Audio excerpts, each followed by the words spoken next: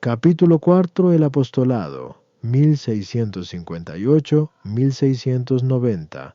La R. M. María Catalina Melín. La H. Margarita, asistente de la comunidad. Ejercicios de preparación para su apostolado. Santa Margarita, maestra de novicias. Terrible sonrojo. Los primeros obsequios en el noviciado. Reinaré a pesar de mis enemigos. Espantable voto de perfección. Más amplios horizontes.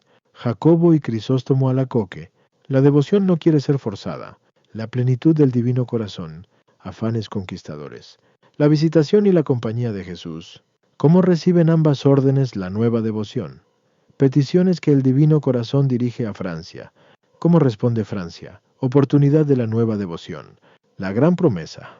Es necesario que él crezca y yo disminuya. El P. Juan Croiset va a Paray-le-Monial. La H. Margarita, superiora de la comunidad, presintió que le quedaba poco tiempo. La R. M. María Catalina Melín. En los primeros meses del 1684 dejó la M. Greifié la visitación de Paray al terminar su cargo de superiora. Para hacerlo del monasterio de Semur, demasiado duramente había tratado a la H. Margarita María. 4 veces nada menos le había exigido verdaderos milagros en testimonio de su extraordinaria misión, y los había visto realizados con sus propios ojos. Plenamente convencida, al fin, de la verdad de las revelaciones, se hizo en Semur la M. Greifié apóstol de la nueva devoción, lo mismo la M. De Saumes en Dijon y Moulins. Cuando considero, escribirá después Margarita a su antigua superiora Greifié, con cuánta caridad sustentabais a mi alma con el delicioso pan de los trabajos y mortificaciones, y ahora me veo privada de él. Mi dolor no tiene límites. ¿No podríais darme pruebas más efectivas de perfecta amistad que humillándome y mortificándome? Así son los santos, sucedió a la M. Greifié la M. María Catalina Melín, del mismo monasterio de Paray, contaba a la sazón 65 años, y hacía 30 que allí vivía con reputación de afable, dulce y caritativa. Era de buena familia, del mismo Paray. La H. Margarita, asistente de la comunidad, la nueva superiora, designó a la H. Margarita por su asistente, y la comunidad ratificó la elección. Qué maravillosamente iba disponiendo el Señor las cosas. Cuando su evangelista va a comenzar su apostolado, y esto le es necesario para realizarlo, inclina el Señor los corazones de sus hermanas en favor de su fiel discípula. Se desenvolvía ésta en su nuevo cargo con toda facilidad y acierto, en medio de continuas alternativas de penas y gozos. ¿Cómo no prendarse de ella el esposo de las almas santas? Mira, ahí tienes, amada mía, a la que no he concedido yo menos gracias y favores, dijo una vez claramente a una hermana lega, que ansiaba conocer algún alma que se pareciese a Santa Catalina de Sena, cuya vida leían en el refectorio. Ejercicios de preparación para su apostolado. Fueron muchas y muy regaladas las gracias que en ellos recibió y que ella consignó por escrito para obedecer. El océano infinito de misericordia lo fue todo para Margarita estos días, horno de amor en el que cae todo su ser, y cuyas llamas la penetran de tal manera con sus divinos ardores, que parece vana reducirla a cenizas. Divino purgatorio, mirada de luz, de unión y de transformación, tomó a mi alma por esposa, pero de una manera y con una unión inexplicable, cambiando mi corazón en una llama del fuego devorador de su puro amor. Le dio a entender que la destinaba a rendir continuo obsequio a su estado de hostia y de víctima en el Santísimo Sacramento. Debería yo, a mi vez, inmolarle continuamente mi ser, por amor, adoración, anonadamiento, conformidad a la vida de muerte que él vive en la Eucaristía. Estas gracias levantan nuevas llamaradas de celo ardiente en el corazón de la escogida por Jesús.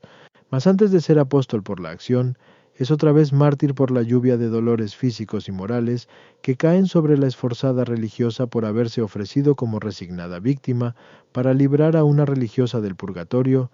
Santa Margarita, maestra de novicias. Pronto comenzará la gran apóstol a propagar la nueva devoción, y para esto la coloca el mismo Jesús muy en alto, para que difunda la luz salida de su abrasado corazón. El 31 de diciembre de 1685, 10 años después de la gran revelación, le confiere la M.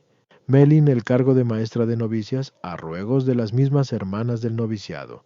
3 jóvenes profesas y una novicia 2 profesas antiguas se pusieron voluntariamente bajo su dirección. El Espíritu de Dios estaba con ella. En sus posteriores declaraciones sobre su amada maestra, convendrán todas en 2 rasgos de su dirección: la observancia rigurosa del silencio y el celo en difundir la devoción al Sagrado Corazón de Jesús.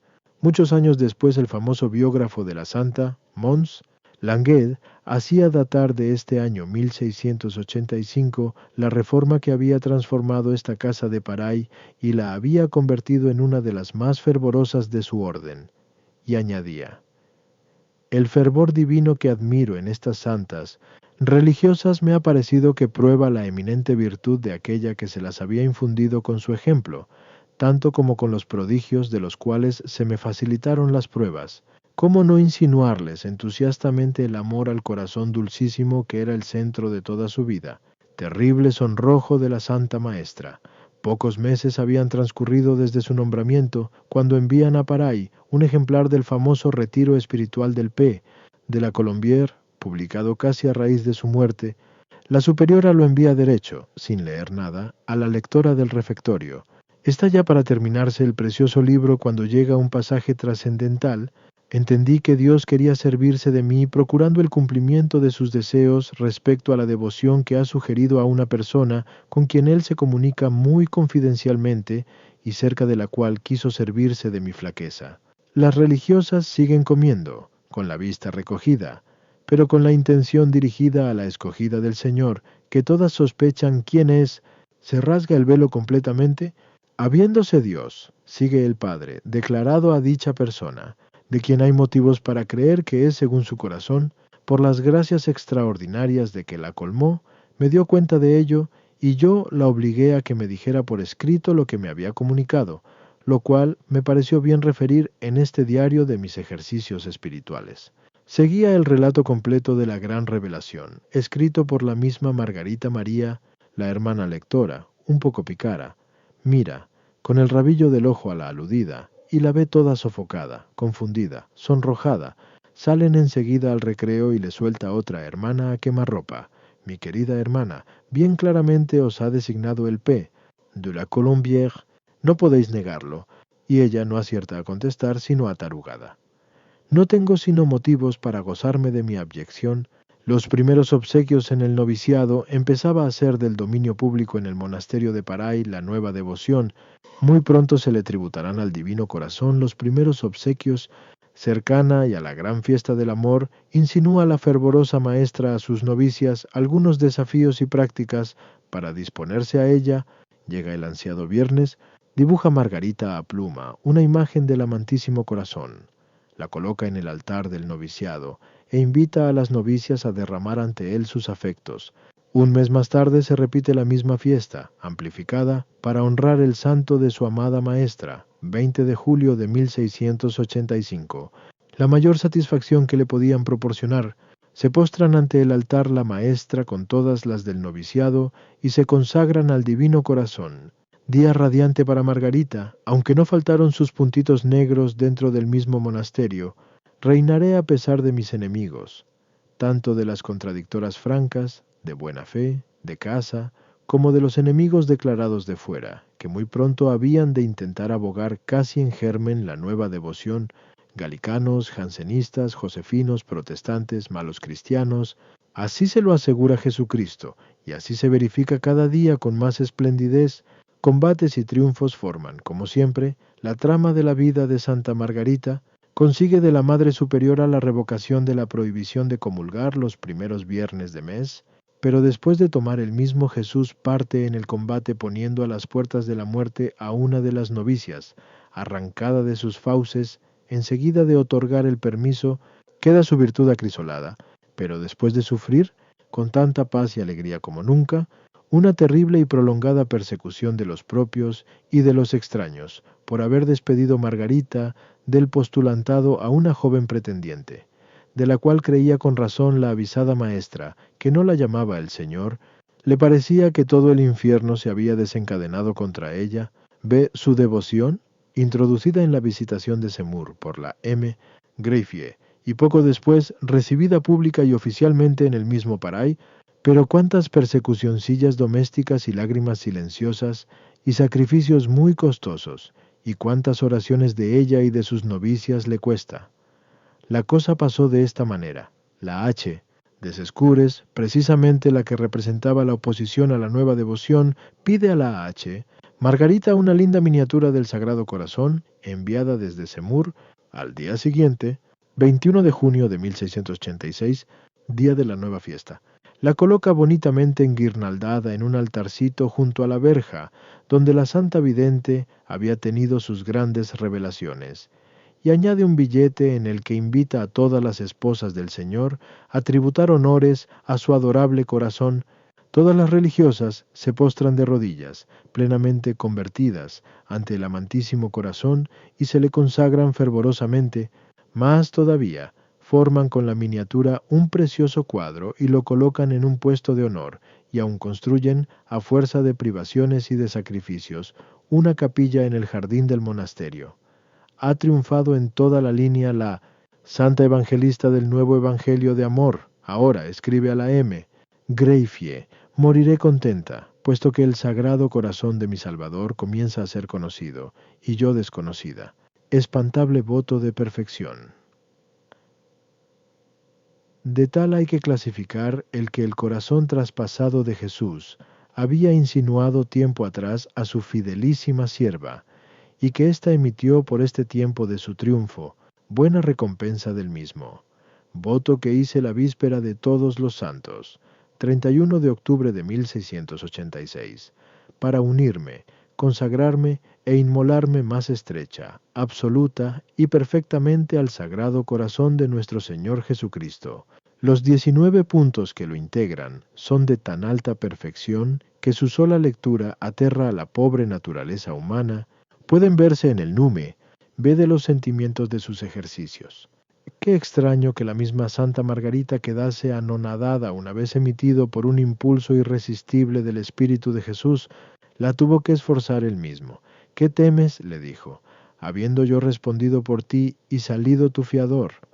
Mi puro amor dará unidad a todos estos propósitos. Lo más admirable es que sus compañeras están contestes, de acuerdo, en los procesos de canonización en que su vida entera fue la realización del sublime voto, más amplios horizontes. Su divino dueño ensancha la esfera del apostolado de Margarita, sacándolo de los estrechos límites del noviciado y de la visitación de Paray.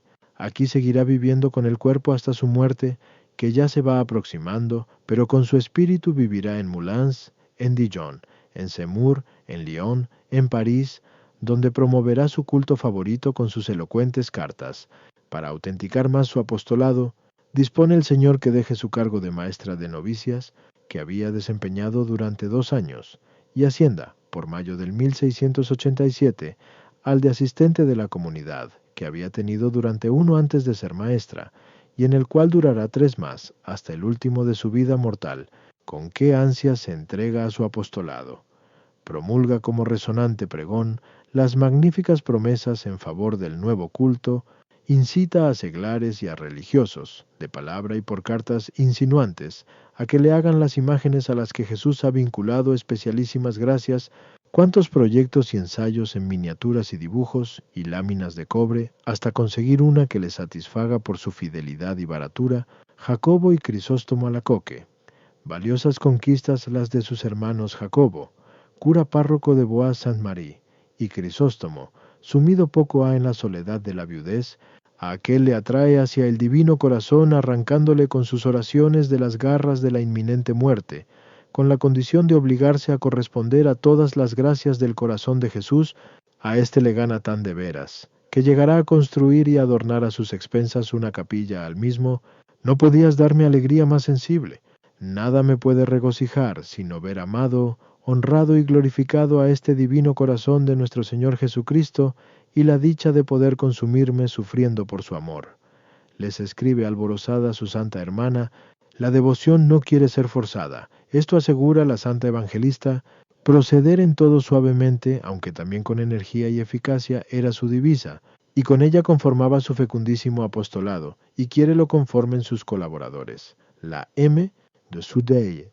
Al imprimir el librito de Moulins, compuesto en parte con oraciones enviadas a aquella por la misma Margarita, más unas letanías rudimentarias, las mismas que, perfeccionadas posteriormente, resuenan ahora con tanta gloria del Divino Corazón en sus grandes fiestas en todas las iglesias del mundo, la M. Desbarres, superiora de Dijon, que vu he a su comunidad tan ganada para la nueva devoción, que casi todas las recreaciones se pasan hablando de ella, y ha transformado la casa, la Hirsch, Joly, del mismo Dijon, que se lanza a componer otras letanías y todo un oficio y misa propios, los primeros de todos, y a solicitar la aprobación de Roma, aunque no lo consigue por entonces.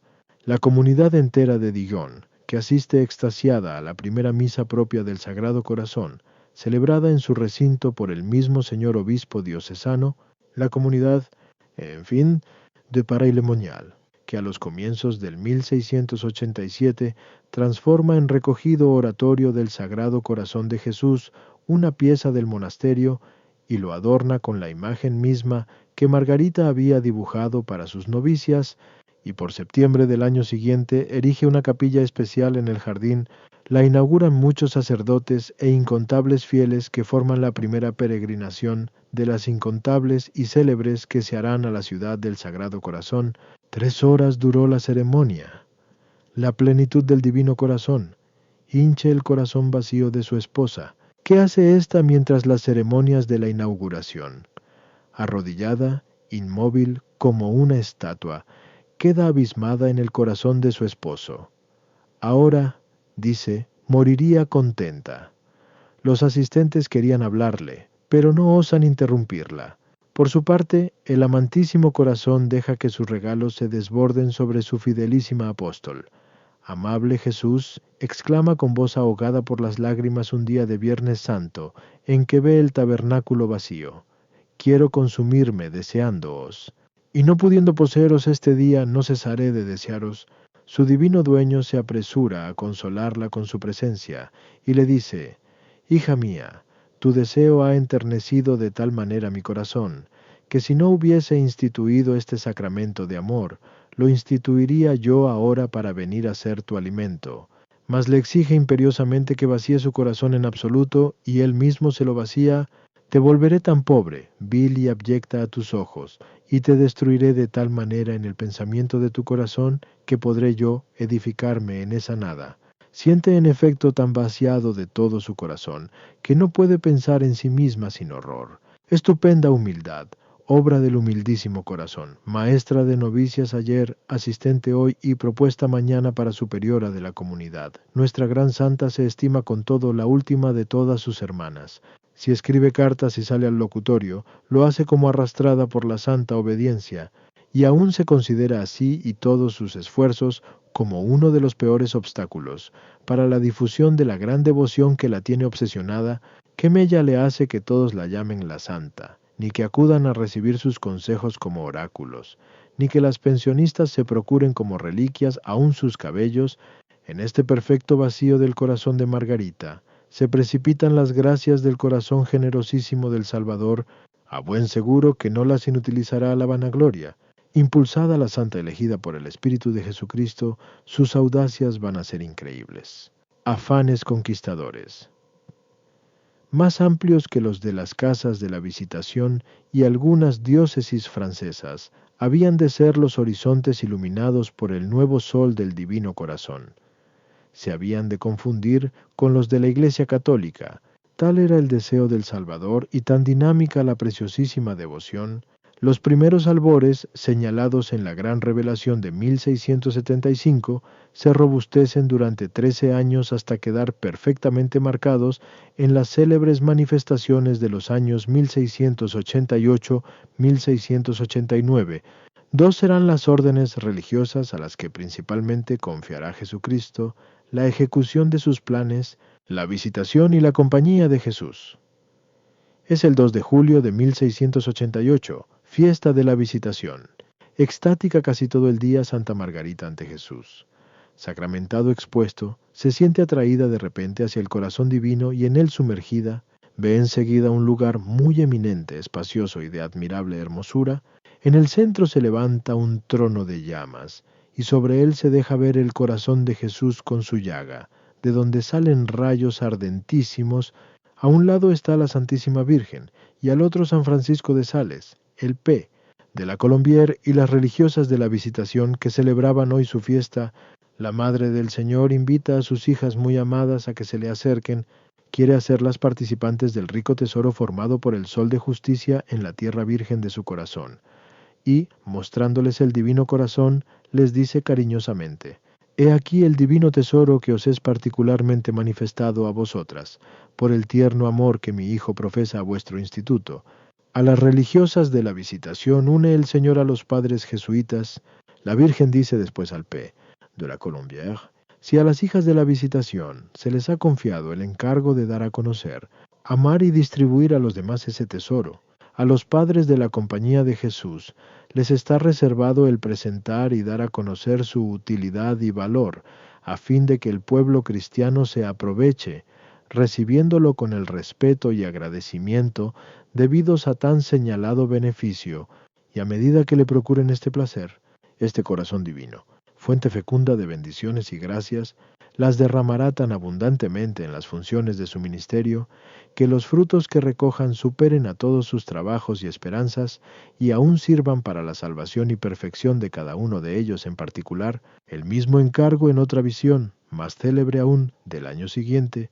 La devoción se presenta como un hermoso árbol sembrado en la Visitación, y por sus hijas usufructuado y divulgado. Pero también los padres jesuitas han sido escogidos para distribuirlos y dar a gustar su dulzura y suavidad a cada uno. El amantísimo corazón arde en deseos de verse conocido, amado y adorado de ellos y por su medio de todo el mundo, y las palabras que en esta santa misión empleen serán como espadas de dos filos que penetrarán los más empedernidos corazones de los pecadores más obstinados. Omitimos otros testimonios por brevedad. Gran honor para ambos institutos religiosos, el de haber de ser por divina elección, puramente gratuita, los principales apóstoles del Dulcísimo Corazón. Grave responsabilidad también. ¿Cómo reciben ambas órdenes la nueva devoción?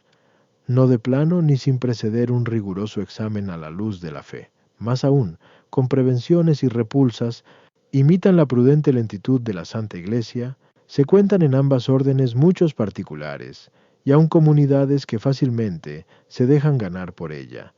Pero la autoridad jerárquica no le abre oficialmente la puerta mientras no se le exhiban los títulos que la acreditan de cosa divina. Las salesas de Annecy, cuna de la Visitación, no tienen menos devoción al corazón sagrado de nuestro Señor Jesucristo, pero no pueden aceptar esas prácticas tan singulares que se han introducido hace poco para honrarle. Parecida decisión del reverendo Padre General de la Compañía de Jesús, sin vituperar el culto del Sagrado Corazón de Jesús en sí mismo, se opone su reverencia a la cofradía particular ya establecida, como también a la comunión de los primeros viernes. Razones, las que indicaban los censores del libro de Cultus Sacrosanti Cordis Dei ac de Jesucristi al decir: a todos nos parece mejor no dejarlo imprimir, aun reconociendo su mérito, porque añaden dirigiéndose al Padre General: menos aún creemos que vuestra paternidad deba emplear sus cuidados e influencia en solicitar para esta devoción una fiesta solemne en la Iglesia Universal, sobre todo en esta época en que, de día en día, van introduciéndose gran número de nuevas devociones que son tan fácilmente rechazadas por la misma Iglesia. No nos perturbamos, estas prudentes cortapisas serán muy pronto el mejor elogio de la preciosísima devoción, cuando la veamos plenamente admitida por la Santa Iglesia y entusiastamente practicada y propagada por salesas y jesuitas. Es el sello de las obras divinas. Estos vientos de fría reserva oficial no hacen sino airear las llamas del amor apostólico de la incansable evangelista. Ella, la hija de un notario real de provincia, la monjita desconocida de un humilde convento, va a dirigirse al árbitro de Europa, al soberbio Luis XIV, en el apogeo de su gloria, las peticiones que el Divino Corazón dirige a Francia. Las expone nuestra santa en varias cartas a la M, de somes que pondremos en su lugar. Haz saber al Hijo Mayor de mi corazón, la intimó Jesucristo, que mi corazón adorable quiere reinar en su palacio, campear en sus estandartes y ser grabado en sus armas. a fin de que alcancen victoria sobre sus enemigos, para quedar victorioso de todos los enemigos de la Santa Iglesia. Le pide, en suma, al rey que ayude a que penetre la nueva devoción en la corte de Francia y en casa de los grandes de la tierra, para lo cual debe, primeramente, consagrarse el mismo Luis XIV al corazón divino, y mandar pintar su imagen en los estandartes y grabarla en las armas reales, que además levante un templo en su honor y exponga en él un cuadro del mismo, a fin de que reciba la consagración y los obsequios de toda la corte, y que por fin recabe de la Santa Sede la aprobación de la misa en honor del mismo deífico corazón. ¿Cómo responde Francia? ¿Cómo hace llegar a los oídos del rey estas peticiones? Por medio de su confesor, el P. de la Chaise S.I., dice la santa. Varias recomendaciones se pusieron en juego, entre otras la de la antigua duquesa de York, la dirigida del P. de la Colombière, actual reina de Inglaterra, como mujer de Jacobo II, pero o no llegaron a los regios oídos, ni siquiera por ventura a los del confesor los deseos divinos, dado que se tuviesen por auténticos, o no los juzgó la humana prudencia oportunos. ¿Cómo descender aquel altivo rey a satisfacer unas peticiones místicas de una oscura salesa pueblerina, ni cómo allanarse a solicitar de la sede apostólica la concesión de la nueva fiesta, el que tantas rencillas y diferencias sostuvo con el vicario de Jesucristo? Es cierto, por otra parte, que no soplaban en Roma vientos favorables para nuevas devociones. Se nos ha dicho, escribía Margarita al P. Croiset, que a causa de la de Molinos y del quietismo, iban a prohibir las devociones nuevas y no se permitiría que se estableciese ninguna, y que de consiguiente la del Sagrado Corazón sería también cercenada. Es esta una cuestión histórica por dilucidar. Cierto es que uno de los nietos de Luis XIV, el infortunado Luis XVI, hizo en la prisión su célebre voto, por el cual consagraba al Divino Corazón su persona, su familia y todo su pueblo, respondiendo así a algunos de los deseos manifestados por el Señor, el 1689, a Santa Margarita. Cierto también que los católicos franceses, sintiéndose solidarios en este punto con sus antiguos reyes, han edificado la Basílica del Sagrado Corazón en Montmartre, y colocado la imagen bendita en la bandera nacional francesa, y trabajan animosamente para que sus gobernantes y toda la Francia se consagren al Sagrado Corazón y den amplia satisfacción a las demandas comunicadas por la humilde salesa de Paray, oportunidad de la nueva devoción. Lástima grande que no secundase el rey de Francia aquellas peticiones, que arma más eficaz que la bendita devoción contra uno de los más pérfidos y solapados enemigos que turbaron su largo reinado, el jansenismo. La herejía jansenista era tan seca y desoladora en su doctrina como soberbia y rebelde con la legítima autoridad eclesiástica. Nos presenta a Dios nuestro Señor como un cruel tirano, no Dios del amor, sino Dios del terror, y resiste tercamente a Roma, obstinándose sus adeptos en pasar por hijos fieles de la Santa Iglesia, mientras la combaten sañudamente. Lo contrario de la divina devoción es la devoción del amor de Dios a los hombres y del amor de los hombres a Dios. He aquí este corazón que tanto ama a los hombres, que nada ha omitido hasta agotarse y consumirse para manifestarles su amor, y el mismo divino corazón exige de sus siervos la más estricta sujeción a las órdenes de sus superiores. Me place, le dice a su fidelísima sierva, que prefieras la voluntad de tus superiores a la mía. Muy bien la entendió la Santa Sede al favorecer abiertamente, después de las primeras prudentes reservas, la expansión mundial de la gran devoción de nuestros tiempos. Diríase que tenía prisa el Señor para que se dilatase por el mundo entero. Tan espléndidas eran las promesas que por estos mismos años de sus peticiones a Francia hacía a su sierva, no ya para su rey o para una nación determinada, sino para todo el mundo. No podemos recordarlas todas, las iremos leyendo en las cartas de la Santa, pero no podemos dejar de consignar la más célebre de todas, la más regia, la llamada por antonomasia la gran promesa, promesa cierta, de autenticidad irrebatible, de grandiosidad sin precedentes, que se ha de explicar en toda su riquísima plenitud, sin aminorarla con mezquinas interpretaciones. Bástenos transcribir las palabras de la Santa Confidente. Yo te prometo, le dice Jesús durante la comunión de un viernes, en la excesiva misericordia de mi corazón, que su amor todopoderoso concederá a todos los que comulguen 9 primeros viernes de mes seguidos, la gracia de la penitencia final, que no morirán en su desgracia, ni sin recibir los sacramentos, por lo menos caso que les sean necesarios para recuperar la gracia, siendo su refugio seguro en este último momento, es necesario que él crezca y que yo disminuya. Esto podía decir la santa con el Bautista, retirada hasta el fondo de su nada. Se cree un obstáculo para la difusión de la bendita devoción, clavada su mirada en el centro vivo de todas sus ansias, se goza y confía en su amado, sin inmutarse apenas ni por las aparentes derrotas, ni por los triunfos resonantes. Ya le anuncien que los curas tienen prohibido el hablar del Sagrado Corazón en sus parroquias, y las librerías estampar nada a ella referente. Ya sepa que el monasterio de Dijon se ha convertido en foco de activa propaganda gracias a una elocuente carta de la M. Desbarres, próxima a dejar su gobierno, continúa Margarita inquebrantable, amando y glorificando al Divino Corazón. Pronto, al parecer, le glorificará más intensamente, cuando, llamada a la patria, se rasguen los velos y se pueda hablar libremente de los comienzos de esta nueva era del amor, porque su salud es muy precaria. ¿Quieres acompañarme en la cruz?, le pregunta el señor por enero de 1689. Sí, responde con toda la generosidad de su alma tan endiosada. No perdamos un momento de sufrir, exclama. Puesto que no se puede amar sin sufrir, ¡ay, qué buena es la cruz en todo tiempo y lugar! Abracémosla, pues, amorosamente sin hacer caso de la madera de que ha sido hecha, ni del instrumento con que ha sido fabricada. Y de durísima cruz fueron los 6 primeros meses del año. Más de una vez parece que va a expirar. Luces, favores, regalos y desconsuelos siguen formando la urdimbre de su vida.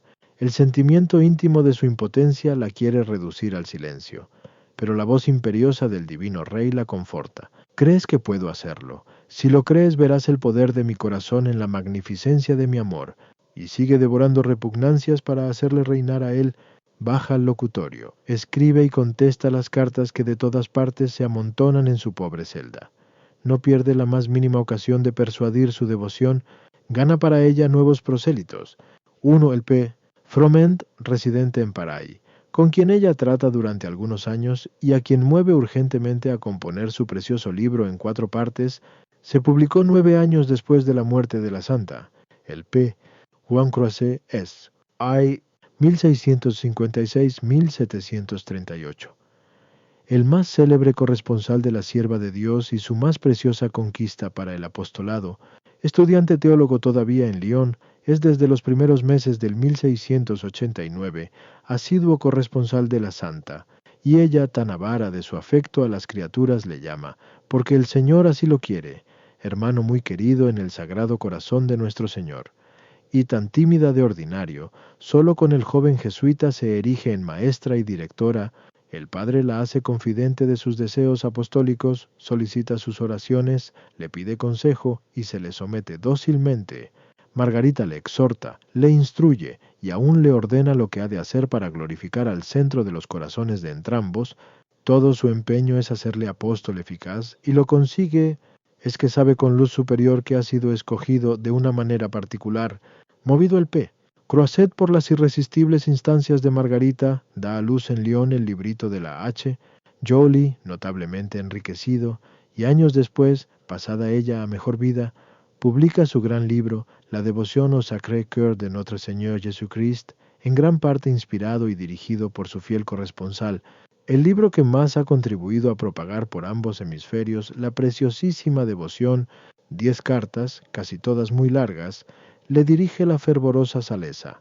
Son las llamadas de Aviñón, llenas de confidencias, consejos, alientos, relaciones de gracias personales y de promesas generales. Son interesantísimas para la historia íntima de los comienzos de la nueva devoción. En el texto verán nuestros lectores más amplias explicaciones. El P. Croiset en Paray-le-Monial. Llega, por fin, el día en que se ven en Paray la santa religiosa y el joven estudiante jesuita, y a este con el P. Villet a la visitación, impaciente por conocer a la ya célebre H. Margarita Alacoque. Se encuentran ambos religiosos en el pobre locutorio en presencia de una pobre religiosa de exterior ordinario, tímida en extremo y tan reservada que apenas se atreve a responderles. Gran chasco para ellos. No merecía la pena haber hecho tan largo viaje. Mañana a primera hora regresaremos a Lyon, sin volver a la visitación. ¿Por qué tal reserva? Apasionada Margarita por la vida oculta, le había disgustado aquella visita de ambos jesuitas juntos, inspirada quizás por pura curiosidad, y la había contrariado más aún la publicidad que sospechó había dado el P. Croisset a su correspondencia. Volvamos a los dos visitantes. Amanece el día siguiente. Cambian súbitamente de parecer y se dirigen de nuevo, pero por separado, al monasterio. Todo cambia como por ensalmo. Aquella religiosa se expresa con tal valentía y tan celestial unción, que no parece la misma de ayer. Se vuelven ambos alegres a Lyon, ganados para siempre para el Divino Corazón, y en particular el P. Croisset, confirmado y amaestrado en sus proyectos de apostolado, la H. Margarita, superiora de la comunidad. Notable fue para la santa religiosa la noche santa del jueves al viernes santo de 1690, el último de su vida. Hubo quienes la vieron de rodillas en la misma postura sin toser como el mármol, las manos cruzadas sobre el pecho, toda la noche. ¿Quieres, esposa mía, una cruz?, le preguntó entonces Jesús. La aceptó entusiasmada, pero sin atinar cuál podría ser. Muy pronto lo vio. Era la cruz de superiora. Terminaba por la ascensión de 1690, su segundo trienio la M. Melín y, no pudiendo ser otra vez reelegida, escriben las religiosas en el catálogo de las elegibles a su asistente Margarita. «¿Es posible, Dios mío?», exclama alarmada. «¿Permitáis que a una criatura como yo se la ponga a la cabeza de una comunidad? Os pido la gracia de alejar de mí esta cruz, y me someto a cualquier otra». Nuestro Señor se rinde y sale elegida la M. Catalina Antonieta Lévy Chateaumorin, ansiosa de vida, oculta. Pide Margarita a la nueva superiora la exonere del cargo de asistente. Pero aquella la confirma en él. Con gran satisfacción de todas las salesas, ¿presintió Margarita que le quedaba poco tiempo? Así se puede colegir del ansia con que trabajó estos últimos meses de su vida para propagar la devoción que había sido la razón de ser de toda ella. Su actividad había sido asombrosa, sobre todo en los últimos años, y eso que no conocemos todas sus manifestaciones, pero al acercarse al fin, parece que se acrecentaban sus desvelos por la devoción, y para formar apóstoles, se esfuerza en convencer más y más al P. Croisset de su elección divina y en formarle, para desempeñarla, ni pierde ocasión de incitar a cuantos padres de la compañía se ponen a su alcance, a que secunden la excelsa vocación que tan categóricamente había afirmado tenían del mismo Divino Corazón, hacia el P. Rollin, superior de la residencia del mismo Paray y último director suyo, por cuyo mandato escribió su preciosa autobiografía, hacia los pp. Froment, ya nombrado Goethe, Villette y Lo, pero más que con los jesuitas vivos cuenta con el P. Claudio, ya difunto, siente que desde la gloria, a donde sabe ascendió a raíz de su muerte, continúa su apostolado en la tierra, y a él le encomienda, y con él cuenta con filial confianza, oh bienaventurado P. De la Colombier le ruega os tomo por mi intercesor delante del Sagrado Corazón de Jesucristo. Es que, como asegura el P. Croisset, le ha dado gran poder y puesto en tus manos, por decirlo así, todo cuanto concierne a esta devoción, siéndome aún más favorable que cuando estaba acá en este suelo.